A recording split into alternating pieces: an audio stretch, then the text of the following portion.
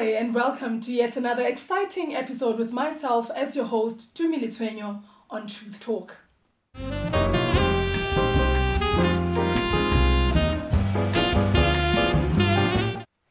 Today we're interviewing Nigerian-born saxophone player, inspirational and very soulful Ayo Solanke.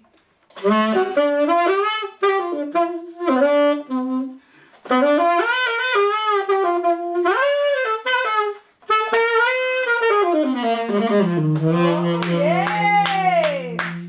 Wow! Ayo, so we're going to start off the interview. We want to know your childhood.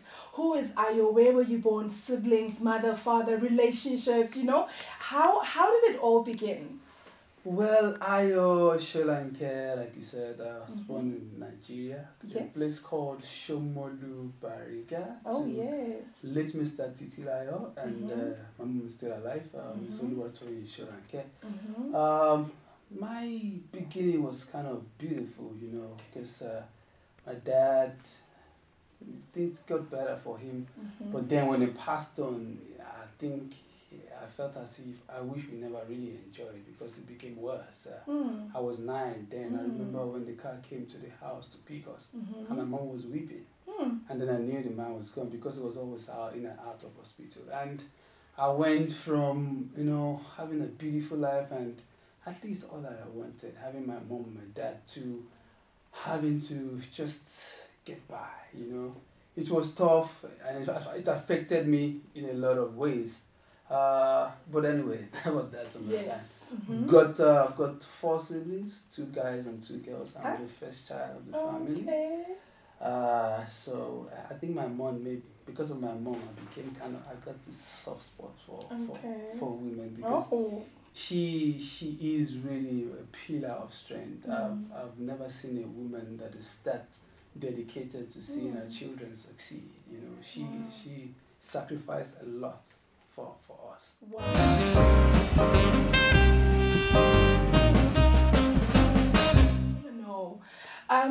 Your dreams and aspirations, have you achieved 1, 2, 3, or 4? And if so, how? I have achieved some of my dreams, I can say. For example, I wanted to release my own album. Yes. And the album was actually born not the way I would have thought, It was born out of a very difficult situation. When I had a gig in Dubai, and then I couldn't come back, to South Africa. I ended up in Nigeria, trying to get back. It took 2 years, and then it was in that time that I said, the word says, the stone that the builders have rejected have now become the chief cornerstone of the temple.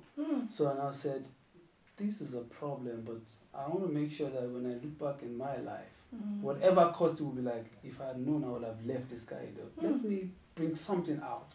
So instead of looking back and being sad, I want to look back and be happy. Wow. Which was the bat of the project that I'm working on now, the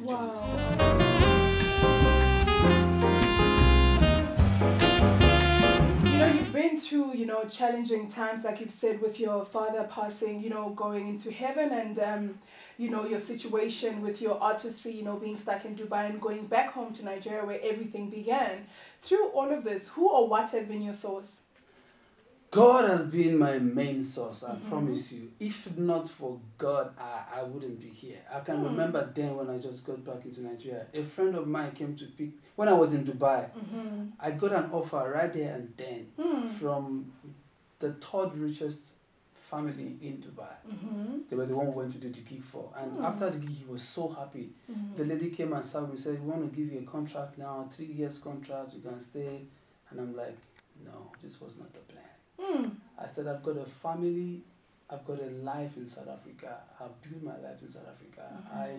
There's something there, I need to go back home. Wow. Then my friend in Nigeria, Nathaniel Bassi, is an incredible, he's a man of God, I can say that. Wow. We grew up together, kind of, and I called him, I told him, he said, Ayo, no, don't stay, come back to Nigeria. So when I got to Nigeria, another friend of mine picked me up from the airport, and when I got home, when I got to his house, we ate and everything, and I'm like, bruh, this thing is very tough. It's very nerve-wracking. He said, but there is this peace inside of me. I said, I can't understand. He said, that is the only thing you need. He said, that peace is the only thing that you need. And I believe that peace is because of God.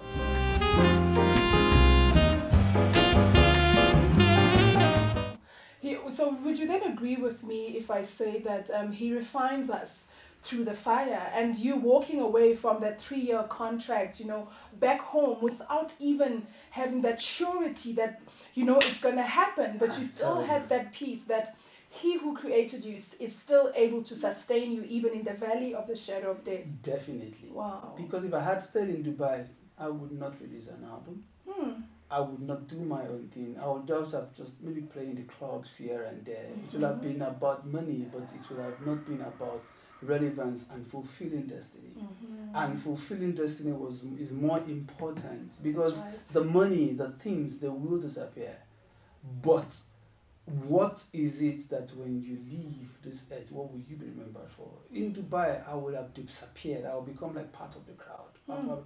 Releasing a gospel album in Dubai, I don't know how that would have been. No, that's another territory altogether. You understand? That's right. But today, I'm so glad that I did what I did, because I always ask myself one question: what is the most important thing to you, Ayo?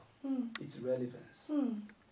That if I pass on today, will I be relevant to the time that I lived?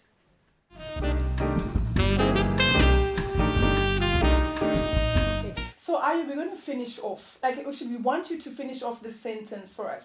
Through it all, you have learned to trust, yes, to listen, and live my life like a child that clings to the Father's ability, regardless of what the situation will be. Wow. Because if the father tells the child, jump, the child will jump. They just trust. I think that's what I've learned. Wow. Very powerful indeed, Ayo. Thank you so much.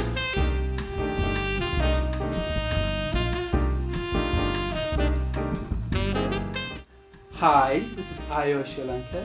You are watching True Talk with Tumie Letsoenyo.